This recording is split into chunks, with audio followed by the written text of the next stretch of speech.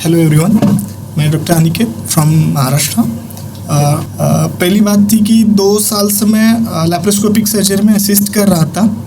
सिर्फ इतना हो रहा था कि देखो, ट्राई करो, अच्छे से स्किल्स नहीं आ रहे थे, अच्छे से रिजल्ट्स भी नहीं आ रहे थे। कुछ चीज़ें समझती थी कि लैप्रोस्कोपिक में ऐसे होनी चाहिए, पर करने को भी नहीं मिल रही थी।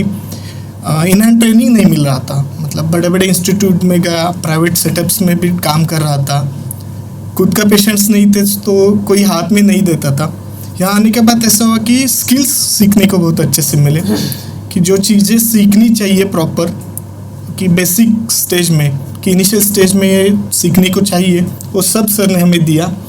और दूसरी बात, सर की पूरी टीम सर के साथ जो काम करती है, उनका भी बहुत बहुत धन्यवाद देता हूँ मैं, कि उनकी वजह से पूरा हमें बहुत सपोर्ट मिला है। यहाँ की OT टीम हो, सर्जन्स हो, all over doctors, thank you so much sir.